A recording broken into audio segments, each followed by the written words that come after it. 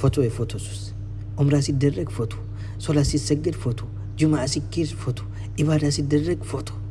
የዚህ የፎቶ ሱሳችን ከምን ይጀምራል? ድሮ ከአክስቴ ጋር አምና ዛፍ ላይ ቤቱ ጋር ተቀምጠን እየበላን ሰርግ ተጠርተን ከእናቶቼ ጋር ስበላ ብለሽ ያሹ 1000 2000 3000 ፎቶ ስትቀመጭ ዚክር እንዳትዘክሪ፣ ስትቀመጭ አላህ እንዳታወሺ፣ አላህ እንዳታስታውሺ ምክንያት ሆነሽ። ይሄ ማለት ነው ያ አዩሃ الذين آمنوا لا تلهكم أموالكم ولا أولادكم عن ذكر الله። ይሄ ምክንያት ከሆነሽ ንብረትሽ ሀብትሽ አላህን ከመዘከር እንዳትዘክሪ ካደረገሽ فأولئك هم الخاسرون ብሏል። ሳትሞቺ በፊት ወቅ ከሳሪ ናችሁ እየተባለ ነው። ማን ነው የሚከስረው? ባለ ፎቶ ባለቤት 3000 4000 5000 ቁርአን እኮ አልገባኝ አለ እምትይው፣ እንዴት ብዬ እስኪ መሸምደድ በሐፈዝ አልቻልኩም እምትይ፣ ስታርፊ ሰው ስትጠብቂ ጊዜ ስታገኝ አላህን በማውሻሽ ሰዓት ፎቶ እያገላበጥ ሸርተት ሸርተት ከእናቴ ጋር ሸርተት፣ አክስቴ ይሄ ወንድሜ ነው፣ ይሄ አጎቴ ነው፣ ይሄ አያቴ ነው፣ እወቁልኝ፣ እዩልኝ፣ አድንቁልኝ። ወላህ በጣም እየከሰረ ነው። በትዝታ እንድትሞቺ፣ በሀሳብ እንድትታነቂ፣ ታሪክሽን በማስታወስ ዝም ብሎ ይሄ ተረት ተረት እየተረግሽ ማለት ነው ጊዜሽን በከንቱ በንቶ ፈንቶ እንድታሳልፊ ምክንያት ነው። ያሳለፍሽውን በማሰብ በሀሳብ እንድትጠመጂ አደረገሽ። ሸይጣን ተሳካለት በፎቶ ምክንያት።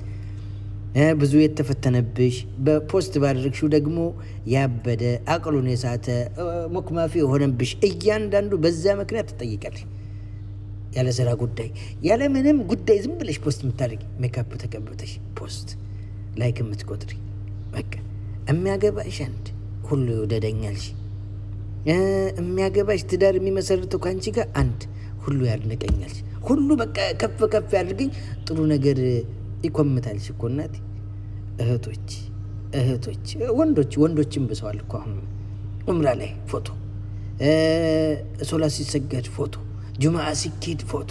ስንት ፎቶ አለው? 2000 3000። ቁርአን እኮ አልገባኛ ላይ ይልሻል መጥቶ። ናው የወንድ ቀሪ ብዙ አይተናናቅም። ወንድም ሲለማመድም ቁርአን ሰፈርም እያየን አይደለም።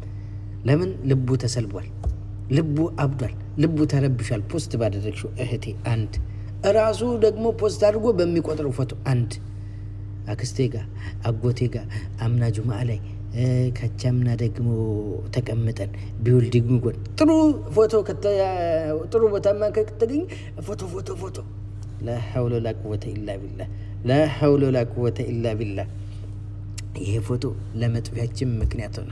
ምን ዘምርለት ወንድማችን አሁን በዚህ ሰሞን የሞተው ልክ እንደሱ እኛም እንሞታለን፣ ልክ እንደሱ እኛም እንሞታለን። አላህ ይርሐመውና የዛኔ ያ ፎቶሽ ይቀመጣል። እንትን አድርጎላት ሪፖርት አድርጎ ይጠፋላት ምናምን።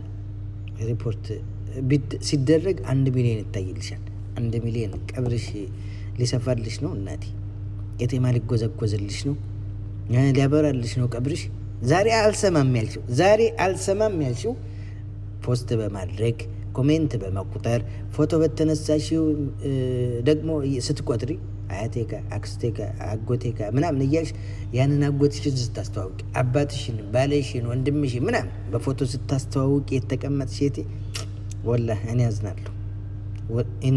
ኡላኢከ ሁሙል ኻሲሩን ከተባሉት መካከል አንቺ ሳታውቂው እየሆንሽ ነው።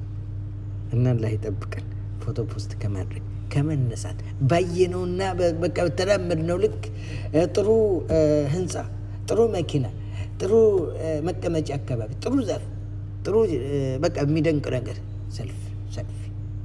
ሰልፊ ከማለት ከመብከን ወላሂ ከመክሰር አላህ ይጠብቀን። እና ይሄ ጥረት ይፈልጋል። ዝም ብሎ አላህ ይጠብቀን ሳይሆን ጥረት ይፈልጋል። ጥረት የማታደርጊ ነገ ትቀምሻታለሽ። እኔ መልእክቱን አድርሻለሁ።